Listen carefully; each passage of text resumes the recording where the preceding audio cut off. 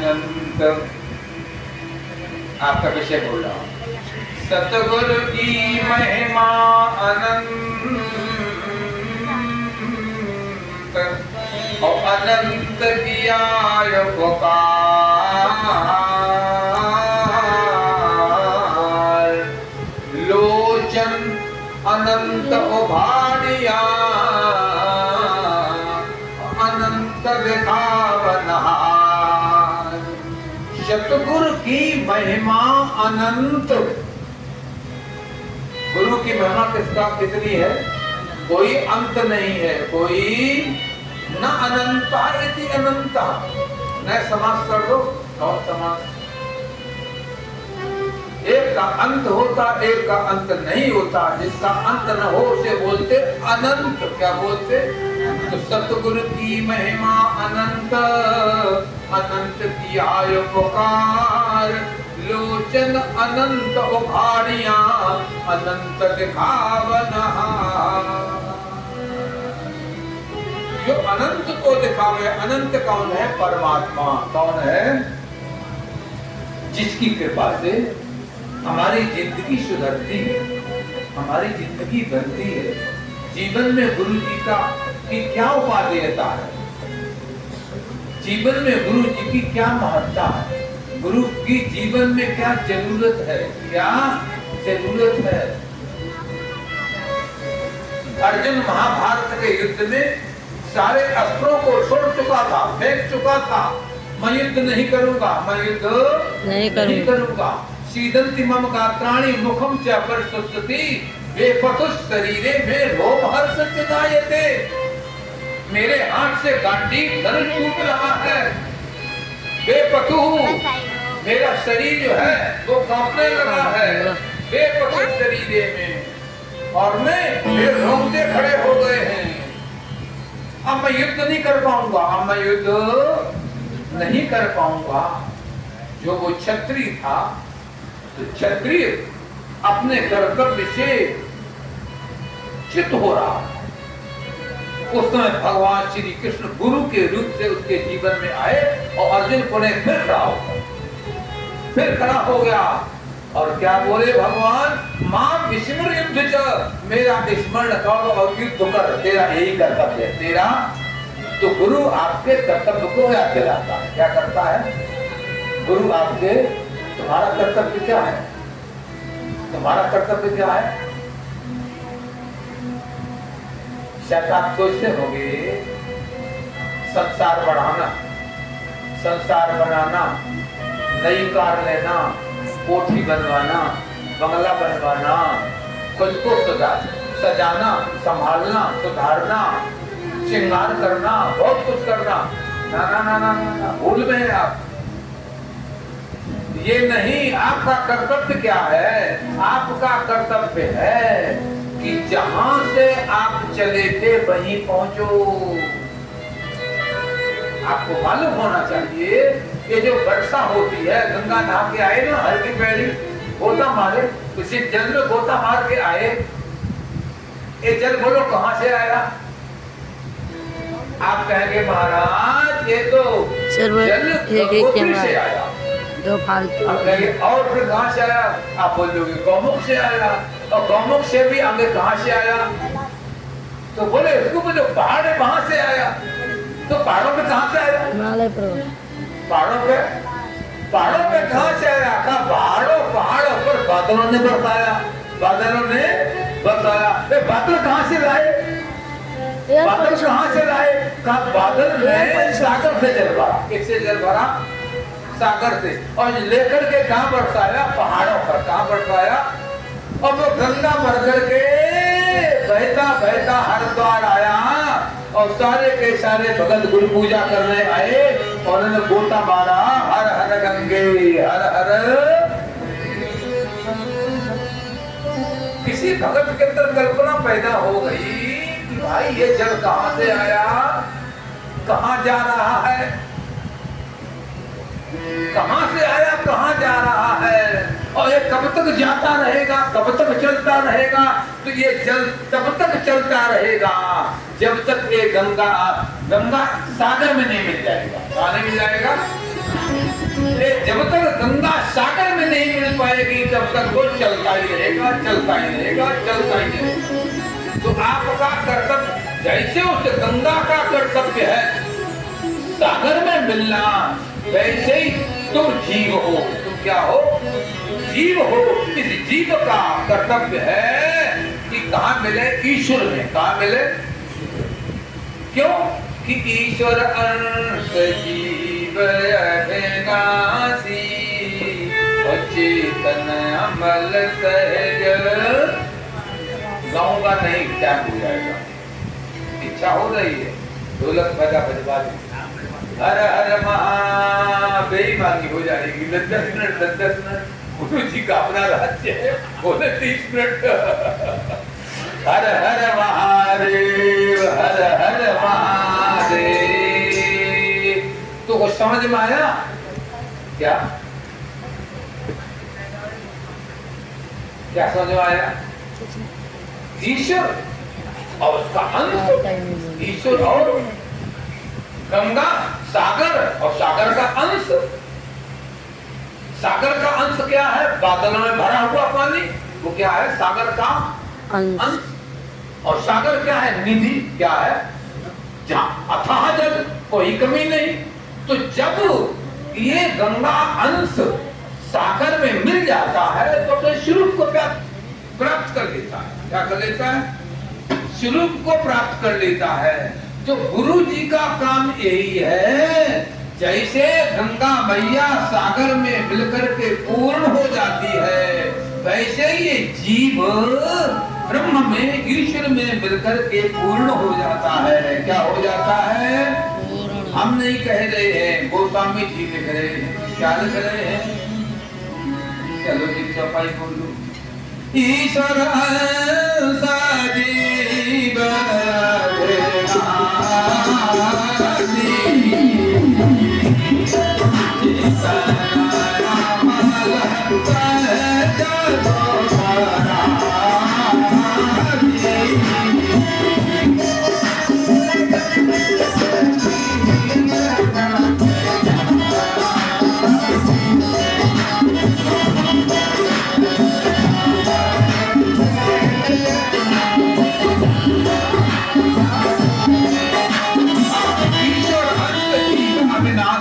चेतन अमल सहज। तुम क्या हो? तुम रोने वाले नहीं हो, कल्पने वाले नहीं हो, दुखी होने वाले नहीं हो। क्यों? कि ईश्वर अंश, ईश्वर कभी कल्पता नहीं है, रोता नहीं है, दुखी नहीं होता है। तो उसके जो अंश है वो भी क्यों दुखी हो? वो इसलिए दुखी है कि उसने उसके स्वरूप को प्राप्त नहीं किया। जैसे आप समुद्र में नहा रहे हैं, नहाने के बाद आपने सोचा लाओ सूर्य भगवान को अर्घ दे दें। आपने अंजलि में यूं जल भरा और जल भर करके सागर में खड़े हो गए। ऐसे जल के भर खड़े हुए हो और एक बूंद लटका है, गाय का, पानी का लटका है ना। क्या बोलते हैं उसको? बिंदु। क्या बोलते हैं? बिंदु। और आपके देखते देखते वो बिंदु गिरा, धड़ाम से कहाँ मिल गया? सागर में। नाम का पड़ गया सिंधु। क्या नाम पड़ गया? बूंद को सिंधु बनने में देर नहीं लगी नहीं। ऐसे ही इस जीव को ब्रह्म बनने में देर नहीं लगती है, पर संयोग होना चाहिए। क्या होना चाहिए?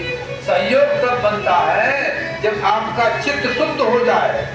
अंत वेदांत परिभाषा है, एक ग्रंथ है पंचदशी, उसमें लिखा है अंतःकरण मनोवृत्ति, अंतःकरण मनोवृत्ति आनंदा प्रतिबिंबता। अंतःकरण की जो वृत्ति शुद्ध पावन हो जाती है तब उसकी प्राप्ति होती है। कुछ समझ में आया? आप दुनिया में क्यों आए हो? भगवान से मिलने के लिए, कार कोठी बंगला के लिए नहीं। कितने जन्म तुमने बिता दिए भटकते भटकते भटकते भटकते। अभी भटकना बंद नहीं हुआ, अभी भटकना। कभी यक्ष बने, कभी गंधर्व बने, कभी किन्नर बने, कभी देवता बने, कभी पशु बने, कभी पक्षी बने। तुमको मालूम है कभी कभी तुम चारपाई पे लेटे होते हो, स्वप्न आता है मैं पक्षी बन रहा हूँ, उड़ रहा हूँ, आता है स्वप्न। वो कब का है? वो कब का है? अरे कभी तुम पक्षी थे, कभी तुम शेर बन जाते हो सपने में, कभी तुम बाघ बन जाते हो, कभी चीता बन जाते हो। क्यों? कि कभी तुम किसी जन्म में ये थे, ये तुम थे। सच्चिदानंद भगवान की हर हर महादेव। तो गुरु जी क्या करते हैं? बस गुरु जी यही करते हैं कि तुम्हारे कई जन्मों का चक्कर मिटा करके क्या करते हैं, जल्दी ठिकाने पे लगा देते हैं। जल्दी यहाँ पहुंचना वहां पहुंचा देते हैं। वहां पहुंचना, ब्रह्मा जी महाराज ने वेद लिखे, क्या किया? गुरु क्या करते हैं वो बता रहा हूं। ब्रह्मा जी ने वेद लिखे और वेद लिखने के बाद में स्याही बच गई, स्याही बच गई। सरस्वती भगवती ने पूछा ब्रह्मा जी वेद पूरे हो गए? बोले हाँ, चारों वेद पूरे हो गए। तो कहते में स्याही तो बच गई है, क्या करें? तो इस स्याही को ले जाओ, हरिद्वार में जितने महात्मा अच्छे अच्छे हैं उनमें एक आनंद चेतन भी है, उसको ये स्याही जाके दे दो। फिर क्या होगा?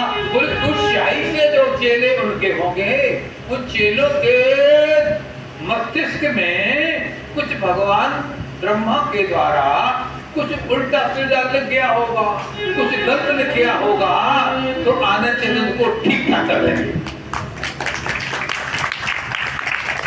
क्या कर देंगे? तो गुरु जी क्या करते हैं? ब्रह्मा के बिगड़े लेखों को सुधार देते। क्या करते हैं? गुरु जी का ये काम है। और गुरु जी का क्या काम है? जैसे कोई कपड़ा बीच से फट गया, कोई कपड़ा बीच से हट गया, तो आप क्या करते हैं? सुई धागा लिया और उसको सिल देते हैं। सिलने के पहले कितने थे? 2, और सुई धागा चलाया तो दोनों कितने हो गए?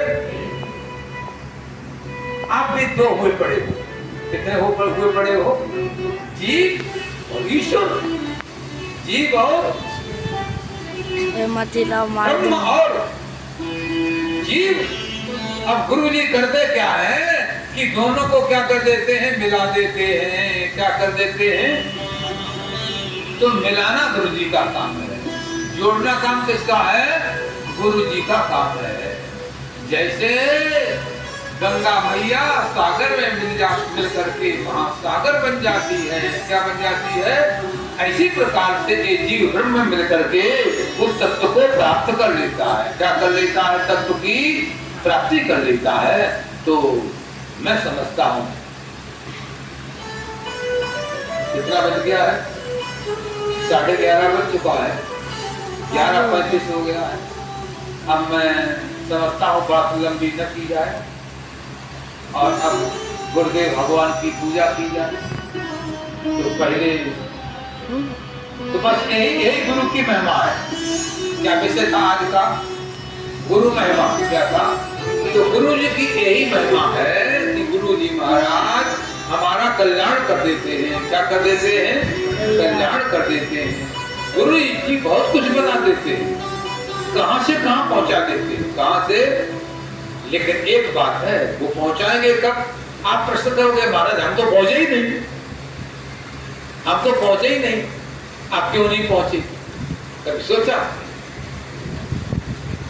एक कोई कलाकार था, वो पर्वत की तलहटी से गुजर रहा था। एक बड़ा अच्छा उसको पत्थर दिखाई पड़ा, उसने हथौड़ा मारा, टन, बड़ी अच्छी आवाज आई पत्थर से। जब उस आवाज को सुना वो शिल्पी खुश हो गया। वो शिल्पी दिखाई तो मेरी लायक है। जब उसने हथौड़ा निकाला और उसको गढ़ना शुरू किया, पहला हथौड़ा मार आया तो पत्थर चिल्लाया, दर्द हो रहा है। क्या बोला? दूसरा हथौड़ा फिर मारा तो बोला चोट लग रही है। तीसरा मारा, बोले मर जाऊंगा। क्या बोला? वो शिल्पी ने सोचा कि गढ़ने लायक नहीं है, गढ़ने लायक नहीं है, छोड़ दिया। क्या कर दिया? छोड़ दिया। कई प्रकार के शिल्पी होते हैं। कई शिल्पी अधिकारी को जब देखते हैं कि उसके लायक नहीं है तो छोड़ देते हैं, और कई गुरुजी होते जबरदस्ती लगे रहते हैं। तो एक गुरुजी थे, वो हथौड़ा मारते रहे तो पत्थर टूट गया। क्या हो गया? टूट गया। जब पत्थर टूट गया तो उसके छोटे छोटे पीस बनाए गए, उसे फर्श में लगा दिया। कहाँ लगा दिया? फर्श में लगा दिया। और जब फर्श में लगा दिया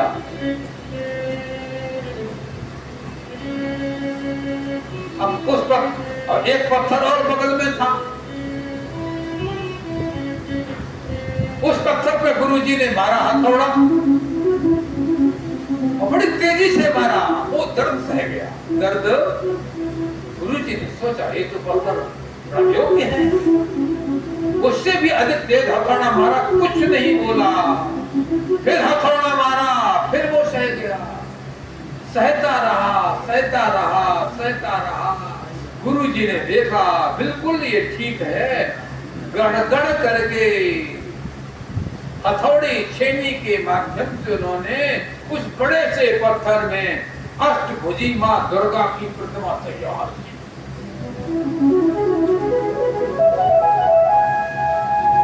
जब प्रतिमा बन करके तैयार हो गई,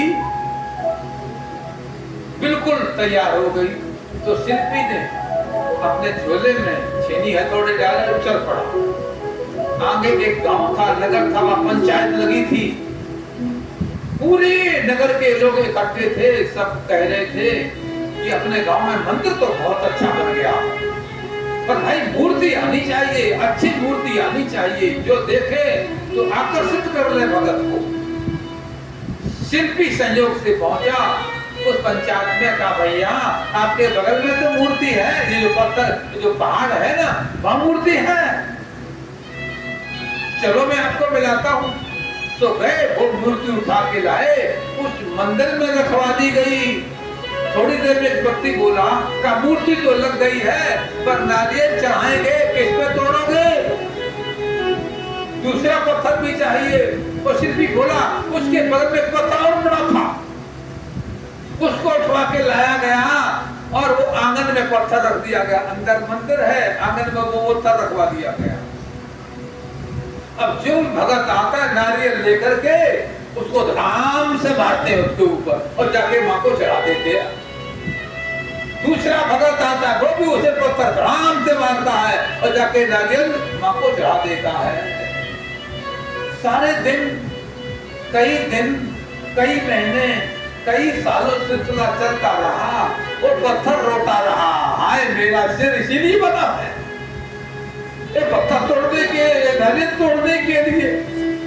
उससे रहा नहीं गया। एक दिन वो मंदिर में बनी मूर्ति से बोला, अरे हम दोनों तो एक ही पहाड़ के हैं और बगल में तू मेरे पड़ा था, मैं रोज देखता हूँ तेरे पैरों में लोगों के सिर होते हैं, तेरे, और कुछ टूट के टुकड़ा फर्श में लग गए थे, कुछ टुकड़ा टूट के फर्श में लग गए थे। वो फर्श वाला टुकड़ा बोला और जिसके सिर पे वो फूट रहे हैं नारियल, वो दोनों, वो भी बोला। फर्श वाला टुकड़ा बोला, अरे भैया तेरी रोज पूजा होती है, तेरे गले में रोज मालाएं पड़ती हैं। वो बोला मेरे सिर पे नारियल फूटते देख क्यों? तूने बड़ा शुभ कर्म कर दिया, तेरे को ऐसा क्यों और हमें ऐसा क्यों? वो बोला मेरे सिर पे लोग पैर पटकते हैं, वो बोला मेरे सिर पे लोग नारियल फोड़ते हैं, और तेरे चरणों में लोग सिर पटकते हैं, तेरे चरणों में ऐसा क्यों? उस पत्थर ने बड़ा प्यारा उत्तर दिया, ध्यान से सुनना, बड़ा अच्छा उत्तर दिया। और पत्थर बोला, अरे भैया तुम हमसे क्यों झगड़ रहे हो, हमसे क्यों लड़ रहे हो? ये सबसे पहले अवसर तुम दोनों को दिया गया था, हमारा नंबर तो बहुत बाद में आया। पहले तेरे पे मारा, फिर दूसरा मारा, तीसरे में तू टूट करके चकनाचूर हो गया। तेरे कितने टुकड़े हो गए? जब तेरे टुकड़े हो गए किसी काम का, उस काम का नहीं रहा ऊपर के लाए, तो तुझे फट में लगा दिया गया। और दूसरा बोला मेरे घर में क्यों डंडे टूटते हैं? तो कहा तेरे पे जब पहला पत्थर हथौड़ा मारा था तू बोला हाय चोट लग रही है, दूसरा मारा तो तू बोला दर्द हो रहा है, तीसरा बोला मर जाऊंगा, तो तुझे वहीं छोड़ दिया गया था। तीसरा नंबर मेरा आया, जब मेरे पर पत्थर हथौड़ा मारा तो मेरे भी दर्द हुआ, लेकिन मैं सहता रहा, लेकिन मैं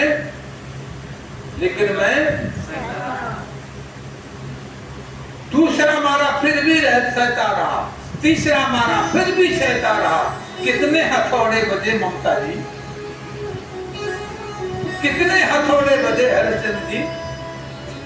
हथौड़े पे हथौड़े बजे। वो कौन कह रहा है ये बात? कौन बोल रहा है? अष्टभुजी माँ दुर्गा बोल रही है, हथौड़े पे हथौड़े बजते रहे और मैं चोट सहती रही। वो मूर्ति कह रही चोट सहती रही। बनाना तो तुम्ही को वो चाहता था, बनाता तो, और नंबर पहले तुम्ही को दिया था, लेकिन तुम चिल्लाने लगे। और जब चिल्लाओगे तो आगे तो गुरु दयालु को छोड़ देगा, बनाने वाला कृपालु है छोड़ देगा। तो तुमको लायक नहीं समझा, छोड़ दिया। और हम सहते रहे, दर्दों को झेलते रहे, चोटों को सहते रहे। ऐसे ही मत समझना कि आना चेतन इतने ऊंचे सिंहासन पर बैठ गई, कैसे बैठ गई, हम नीचे क्यों बैठी?